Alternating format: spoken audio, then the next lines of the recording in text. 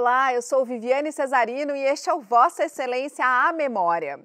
Em 1987, o vereador Antônio Carlos Fernandes disse à imprensa, abre aspas, não somos uma casa de anjos, fecha aspas. O nosso entrevistado de hoje, conhecido como Capeta, vai contar pra gente como era essa época em que quase tudo era aprovado por decurso de prazo durante o governo de Jânio Quadros. Jânio Prefeito enviava os projetos e se em 40 dias eles não fossem votados, eram automaticamente aprovados. E Cláudio Barroso chegou a pedir o impeachment de Jânio. Ele chegou aqui aos 29 anos, vindo do movimento sindical. Foi líder do PT, segundo o secretário da Câmara e vereador de 1982 a 1988. Muitíssimo obrigada pela presença do senhor de volta aqui a esse plenário, onde tanta coisa aconteceu, hein? Eu que agradeço e para mim é uma honra voltar à casa que eu fiquei durante 6 anos como vereador e mais 4 como funcionário da Câmara Municipal. Para mim é uma honra voltar a esta casa e contar um pouco da nossa história do dia a dia, de uma pessoa que veio da operário, que veio de chão de fábrica, que como nós chamamos, que não tinha conhecimento das questões institucional, do que era uma Câmara Municipal, o que era uma Assembleia Legislativa, o que era um Congresso. Eu venho do movimento sindical, do embate contra a ditadura militar. Nós lutamos na reposição salarial, e compreendemos depois que necessitava de um partido político. Então eu sou da construção do PT. Eu não estou no PT, eu sou PT. É diferente das pessoas que às vezes falam assim, eu entrei num partido político. Eu ajudei a construir um. Então nós chamamos, inclusive nós somos chamados de dinossauros dentro do PT por serem os mais antigos da construção do PT. Eu comecei como, dentro de questão partidária, como ajudando a construir o partido nos bairros, junto com os movimentos populares e movimento sindical, que foi o grande entrosamento, e vim para a Câmara Municipal. Apesar de nós não ter sido eleito, como se coloca, porque o coeficiente eleitoral nós não atingimos. O único que atingiu aqui foi um vereador da situação, que chamava Brasil Vita. Os outros, todos que entraram, foi por coeficiente, e o PT fez 5 vereadores, 2 prefeitos em todo o Brasil, e 5 vereadores na Câmara Municipal. Isso na eleição de 82. De 82, quando Lula foi candidato a governador, que teve 540 mil votos. Ficou em 4º lugar. Só para a gente contextualizar nosso telespectador aqui, a gente já entrevistou a ex-prefeita Luísa Erundina, ela era uma dessas vereadoras dessa bancada de 5, essa bancada aguerrida. Eram 33 vereadores na época, 5 de vocês, 15 do... 27... do PMDB. É que nós chamamos 27 de oposição a vocês. O senhor chegou aqui, não tinha nem 30, mas já era casado, já tinha filho, tinha essa história de metalúrgico e tinha passado uma fase desempregado. Como é que foi isso? Eu participei dos movimentos sindicais do ABC. Eu sou ferramenteiro de profissão. Eu trabalhei na Volkswagen do Brasil, no Brasil, né? Que fala do Brasil, mas é no Brasil. Que é uma multinacional, e participei de todas as lutas. E eu me destaquei nessa luta, na minha participação do dia a dia junto aos movimentos. Nós precisamos de paralisar os trabalhadores para fazer a consciência política avançar. E para isso a gente vinha fazendo um trabalho de parar os ônibus, de fazer os piquetes, como era feito. Tal. Então era esse meu trabalho, de fazer essa atividade sindical e tentar convencer os trabalhadores a também entrarem nesse movimento. Isso deu para nós as condições de avançar, mas também tinha a parte do autoritarismo, que nós estávamos numa ditadura militar. Tinha o ônus. E aí o ônus foi desemprego. Eu estava desempregado, por exemplo. Quando eu fui eleito, eu estava morando na casa do meu sogro, num porão na casa do meu sogro, com 2 filhos para sustentar, tinha uma profissão de ferramenteiro, mas ninguém me pegava mais, porque eu tinha um certo, como eu tenho um apelido, como você já colocou, de capeta, já era difícil pelo preconceito que se colocava. Mas esse apelido veio pela minha atividade que eu tinha de ser agarrido no movimento. E isso me fez também ter problemas. problema de ficar desempregado, porque eu era, como profissional, eles colocavam, não, sua carteira, você é um excelente profissional, mas você tem problemas. Qual é o problema? Você é um sindicalista, você é um ativista sindical. E aí não tinha emprego para quem era naquele tempo. Era uma perseguição que nós sofremos muito forte. Então foi difícil passar. Mas a gente foi na luta e conseguimos aí. E criamos o PT.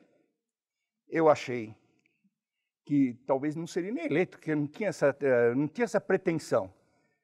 Mas fizemos 5 vereadores e eu fui um dos contemplados. O senhor teve mais de 23 mil votos. Tive 23.426 votos. Fui o 5º a entrar na bancada e foi aquele susto.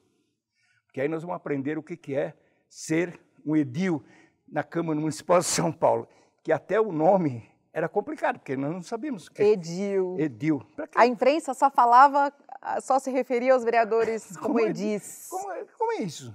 Naquela época. E outra coisa, é como hoje estou aqui, junto a ti, dando uma entrevista, dizendo assim, Vossa Excelência, primeira vez que eu cheguei aqui na Câmara, que eu vim buscar um tal de regimento interno, que me falaram que eu precisava ficar sabendo o que era regimento interno, eu fui assim, tinha uma diretora aqui, eu sempre fui a pessoa que deixou barbudo, porque negócio não é porque sempre eu já vinha, desde quando eu saí do Exército, eu deixei a barba crescer, mas eu era barbudo no tempo da atividade sindical. Aí fui eleito desse jeito, que cheguei aqui, falei para mim, eu preciso de um regimento interno. Ela olhou para mim assim, porque eu nunca gostei de paletó e gravata, eu vim colocar quando eu fui eleito. E aí ela virou para mim e falou assim, não, isso é para os vereadores. Fiquei até envergonhado, porque você receber essa... Falei, mas eu fui eleito vereador. Mas eu falei baixinho, fui eleito vereador. Ela falou, doutor, faz favor, desculpa. Virei doutor. Me chamam de doutor.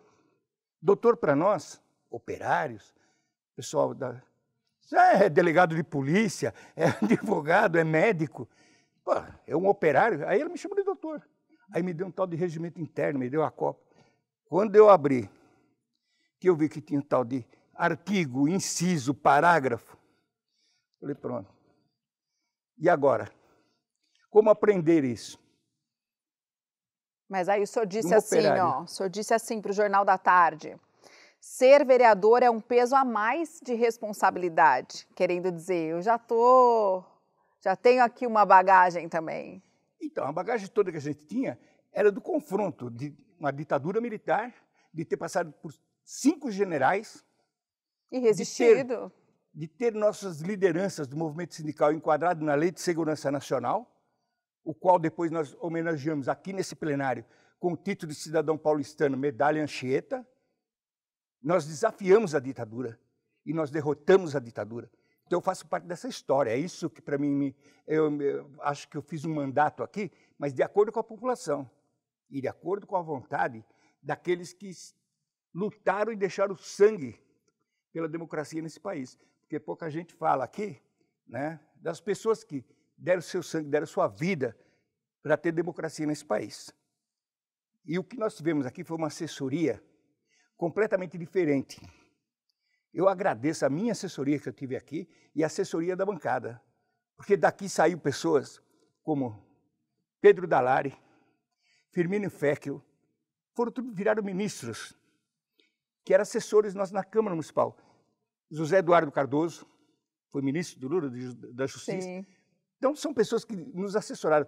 Paulo Vanuc, Atom Fon, são pessoas que já tinham histórias de participação política e que eu tive a honra de ter na minha assessoria a Clara Scharf, mulher do Marighella. Então, nós aprendemos muito com essas pessoas que viveram realmente 68, 67, a ditadura militar. E essas pessoas nos conduziram a fazer um mandato popular com conhecimento histórico. E o PT nos dava condições de se formar como revolucionários, de aprender. Nós tínhamos, assim, pessoas, Perseu Abramo, Francisco Vefort, né? Pessoas que, Marilene Chauí, que nos deram aconselhamento através de palestras e nos ensinaram o que era um mandato popular, o que era de respeitar e lutar por democracia. Então, nosso mandato foi feito isso. E a bancada, que era de 5, né, 2 homens e 3 mulheres, que não se conheciam. Eu vinha mais do conhecimento do ABC, do movimento sindical. O João Carlos era da Zona Sul, ligado aos movimentos eclesiásticos de base. A Luísa Erundina, assistente social, já vinha com conhecimento da questão social, da área dela de trabalho. A Tereza Lajolo vinha já de uma luta junto com os movimentos revolucionários anterior à criação do PT. E eu, um operário que veio lá do ABC e que moro na Zona Leste e que consegui me eleger em São Paulo. Trabalhando... E a Irede, né? A Irede Cardoso, desculpa. A Irede Cardoso, uma grande jornalista, mas conhecida assim como personalidade, porque era da Globo, né? Fazia junto com o Enfio, nosso grande companheiro Enfio. Fazia TV Mulher. Da TV Mulher. Então, foi como personalidade. Então, 5 pessoas que não se conheciam. E mas que aqui tiveram que fazer uma oposição... Ferrenha. E aí apareceu pessoas que conheciam, estavam aqui há 20 anos, 30 anos. Porque quando nós chegamos aqui, não era 33 vereadores, era 21. Nosso mandato, que foi 33. Só que nós estávamos numa ditadura, o prefeito não se elegia, o governador tinha sido eleito, que foi o primeiro em 82, que foi o Franco Montoro, e ele indicou o primeiro prefeito biônico, que foi o Mário Covas. Foi um prefeito que nós tratamos com diferenciamento do Jânio Quadros e de outros prefeitos, porque o Mário Covas tinha outra história, dentro do movimento democrático, tal, que era o MDB antigamente. Então era diferente. E nós chegamos a trabalhar em 78, por exemplo, Fernando Henrique Cardoso para senador. Então a gente tinha o conhecimento das pessoas que tinham um envolvimento mais à esquerda, né? E o respeito. Agora, o tratamento que nos foi dado como bancada foi assim muito firme pelo Mário Covas também. Porque ele mandava muita coisa para cá sem discussão. E como nós tínhamos aquela questão de discutir tudo na bancada e na população, nós queríamos democratizar os projetos para discutir com a população. E ele também não nos dava tempo. E às vezes nós levávamos grupos de pessoas para fazer as reivindicações na prefeitura. E ele ficava muito assim zangado conosco. Nós invadimos a prefeitura uma vez, ficamos 2 meses no Ibirapuera. Eu fiquei 2 meses dormindo em barraca, junto com os movimentos no Ibirapuera. Nós fomos ao Palácio do Governo, logo no início do mandato do Montoro, para reivindicar a democracia, junto com os professores, junto com os trabalhadores desempregados, pedindo emprego, porque naquela época o desemprego era muito grande. Por exemplo, essa invasão que nós fizemos na prefeitura, com os movimentos, criou vários projetos aqui na Câmara depois, que vêm da reivindicação das pessoas. Por exemplo, eu apresentei projeto aqui, o Passe do Desempregado, com 150 mil assinaturas de apoio. E foi vetado. Então, tinha vários partidos pequenos que nos apoiavam nessa ideia. E aí nós apresentávamos. Mas como eram 5 vereadores de oposição, não passava, porque era 5 contra 27, porque a discussão sempre era quem era do governo e quem era oposição. E a oposição era 5 vereadores. Eu vou, vereador, chamar um rápido intervalo, e aí eu quero começar a contar essa luta do senhor aqui, legislativa, por meio de comissão que o senhor presidiu, por meio desses projetos de frente de trabalho que o senhor falava muito aqui. Foi por essa questão da invasão, por isso que eu apresentei aqui a criação de frente de trabalhos. Para amenizar esse desemprego na capital, mas chegou, eu até anotei aqui que o senhor chegou a apelar para o Franco Montoro, né, que negociasse com empresários uma fórmula de ampliar o número de empregos em 83, mas isso, nada. Nada, não tinha. As pessoas não tinham esse compromisso com a população, com os trabalhadores. Então vamos lá, daqui a pouquinho a gente volta com Vossa Excelência a Memória, não sai daí, até mais.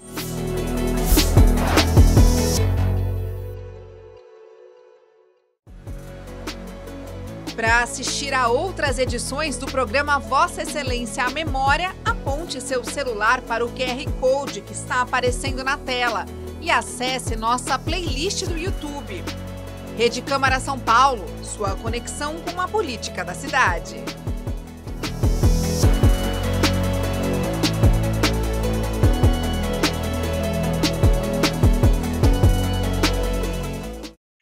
volta com Vossa Excelência Memória, que aqui nesse plenário tem a honra de entrevistar o ex-vereador Cláudio Barroso, que é conhecido como Capeta, gente. Mas, ó, ele não fez da vida aqui de quem era da situação o inferno, não, ou fez?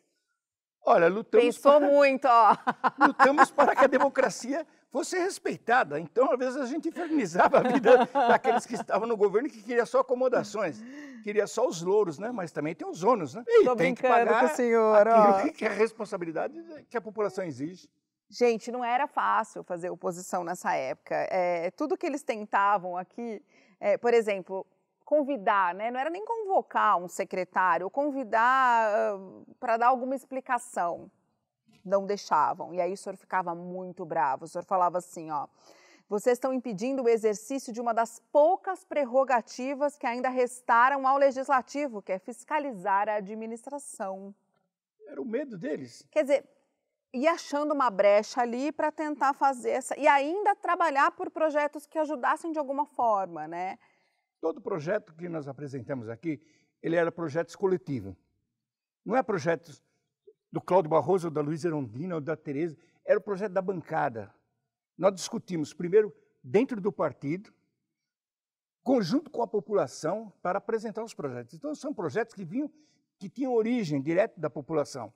Uhum. Nossa assessoria aqui trabalhava direto com a comunidade, para ter os contatos e fazer as apresentações de projetos que nos apresentavam. E nós tivemos muita dificuldade, porque, por exemplo, eu apresentei projetos aqui, criação de frente de trabalho, foi vetado, criação do passe do desempregado, aí foi vetado, aí apresentei o passe do idoso, foi vetado, daí a 2 meses o governo apresentava os projetos, aqueles projetos que nós tínhamos apresentado. Então eles grilavam, naquele tempo a gente falava, grilava-se os projetos nossos e apresentavam, reapresentavam como fosse deles. Então, era assim, tinha jornais de bairro que a gente tinha contato, eles falavam assim, o vereador Cláudio Barroso foi roubado, né, pelo prefeito porque grilou o projeto. Então, era dessa forma. E a gente conseguia ir para a rua e discutir com a população que aquele projeto que nós apresentamos foi grilado pelo prefeito. Então, a gente tem muita dificuldade. E os vereadores aqui que faziam a base de apoio do governo, nós tivemos aqui grandes pessoas que veio para cá com personalidade, como Éder Joffre. Sim. Sabe que você fazer parte de uma bancada com uma pessoa que foi campeã de boxe, certo? Era uma coisa assim para mim, era meu ídolo. Aí chegava aqui, ele ia votar, mas tinha um vereador aqui que falava assim, daqui de cima, chamado Brasil Vita. Às vezes ele queria votar conosco, porque os nossos projetos eram um projeto... O Brasil Vita falava para ele, Éder, não é assim que é para você votar. Era desse jeito. E ele mudava o voto. Às vezes era uma vergonha no plenário, né? Porque as pessoas tinham medo. Por quê? Porque perdia os cargos, aquilo que tinha indicado. Porque quem eram os líderes aqui tinha o poder direto junto ao executivo. E lá a coisa era diferente. Nós aqui, quando eu fazia críticas, por exemplo, eu me inscrevi em todos os projetos para discutir, que é uma forma de você bloquear a discussão. É um instrumento de oposição. É um instrumento que o regimento não dava condições. Eu fui aprender isso, assim, lá na frente. E eu me inscrevi em todos os projetos para discutir.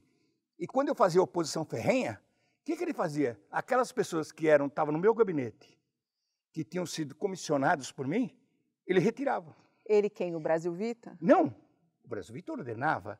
O prefeito era a forma de mostrar para nós que é o seguinte, vocês estão sob o meu controle. Eu preferia que às vezes as pessoas saíssem, voltassem para a prefeitura, que estava me assessorando, mas não ceder para o governo.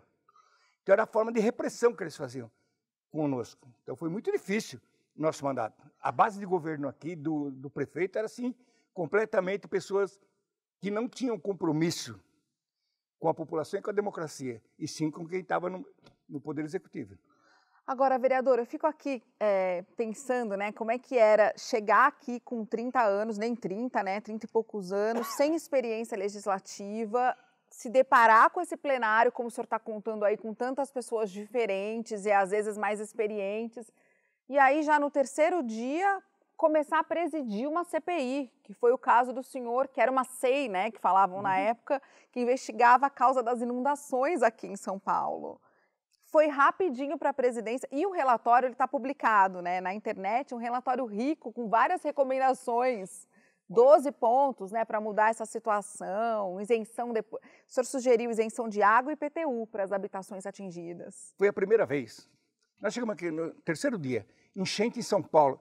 Eu venho do movimento popular, então a gente já fazia nos movimentos a discussão sobre lectospirose, tifo, essa junção do movimento sindical com o movimento popular. Sim. Isso era muito rico. E nós tínhamos pessoas na base, por exemplo, eu não sou uma pessoa ligada à Igreja Católica, mas eu tinha discussão junto com as comunidades de base, com essas pessoas que participavam do movimento. Eu vim do movimento social, quando a gente reivindicava no tempo do Maluf, que era governador, os postos de saúde, as enchentes que tinha, por exemplo, eu moro na Zona Leste, na Vila Prudente, Sapopemba hoje, que é o distrito que eu moro. As enchentes são enormes. Então eu já tinha assim, o mal que a enchente causava e o que ela causava de doenças e tal. Quando eu cheguei aqui, foi assim uma enchente de São Paulo muito louca mesmo. Muito grave. No dia que nós tomamos posse.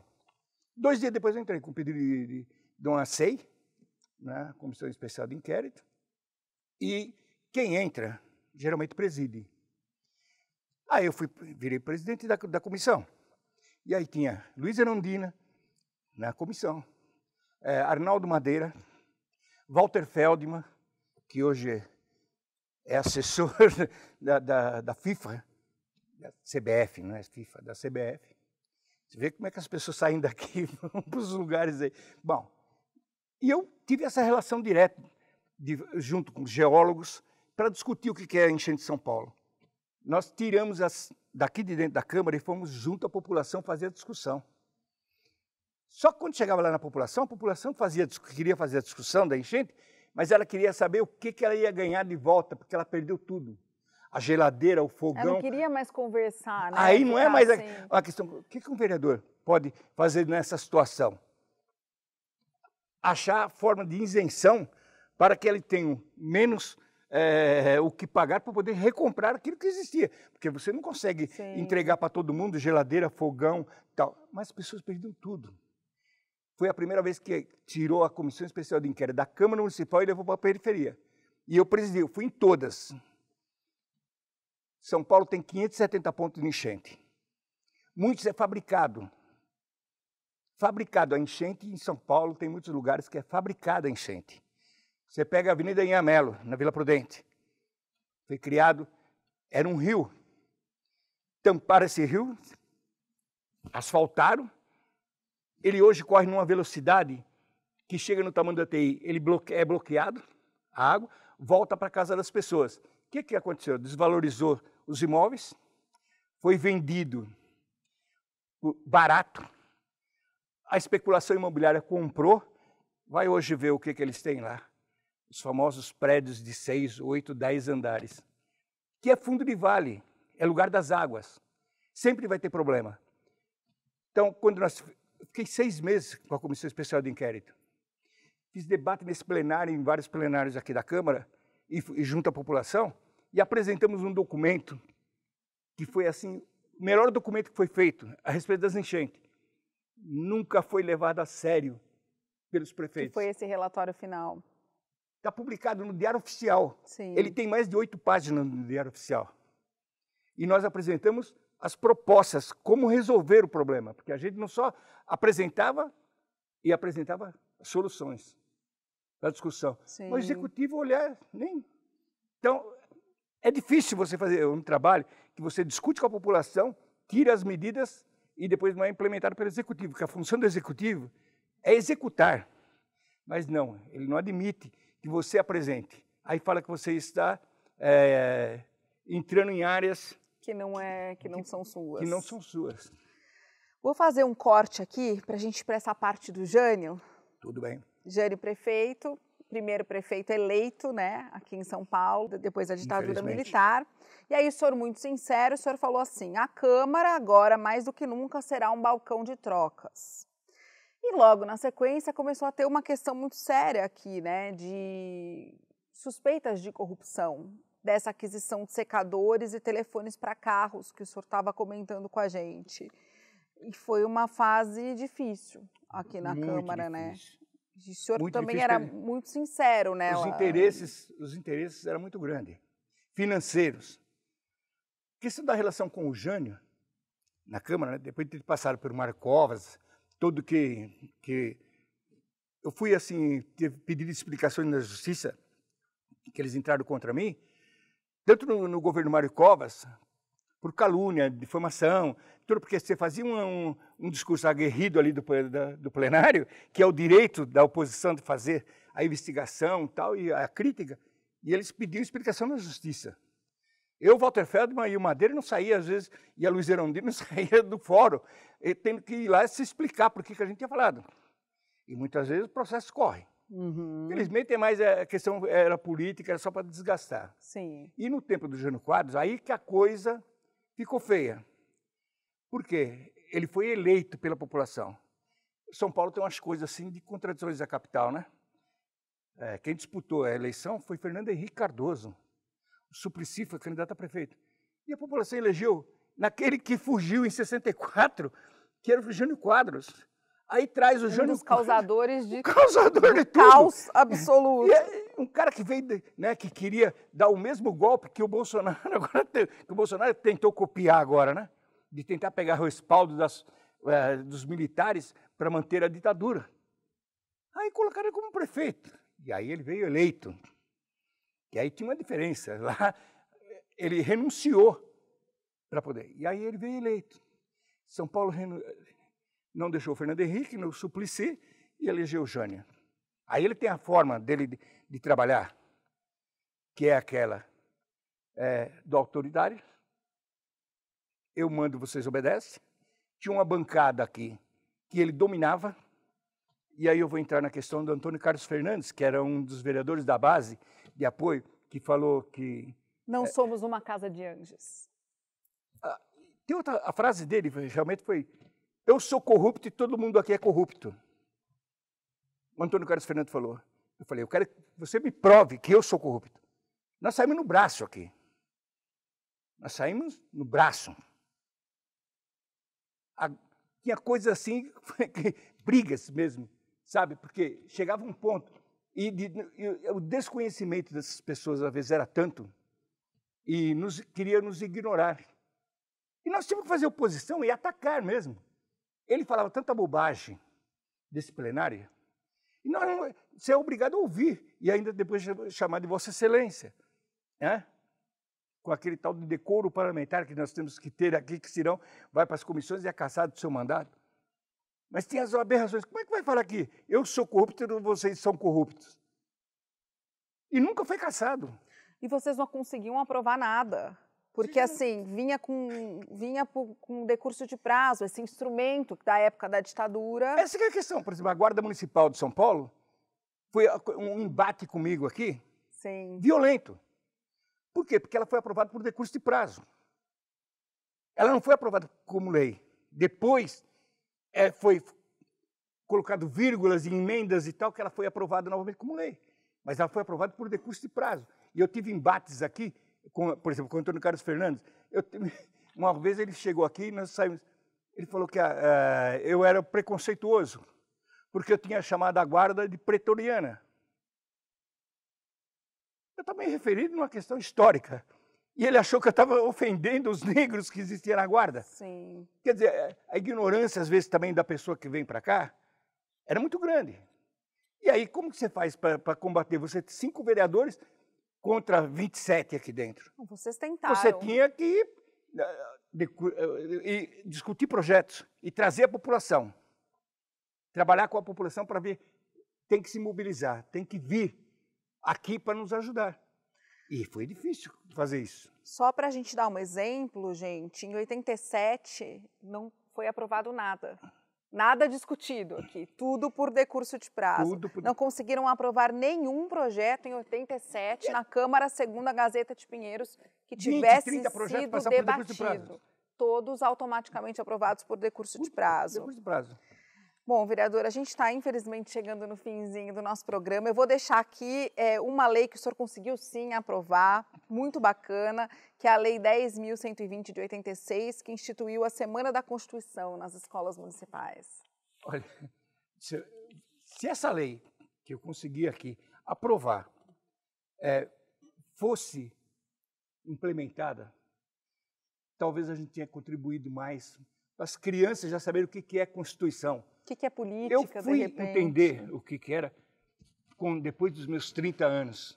Eu fui votar para presidente, né? Porque eu venho da ditadura militar, meus pais vieram da ditadura militar, certo? Nós não tínhamos direito de eleger governador, prefeito, presidente da República.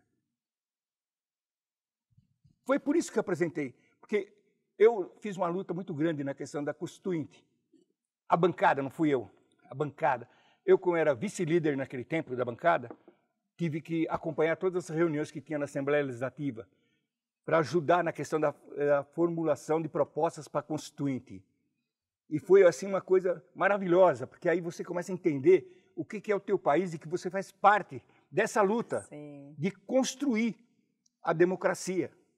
Foi uma Constituinte que, inclusive, teve batalhas assim fantásticas, onde nós elegemos o Lula, por exemplo, para deputado federal, e com 700 e poucos mil votos. Ele teve 500 para governador, em 82, e teve 700 mil para deputado federal.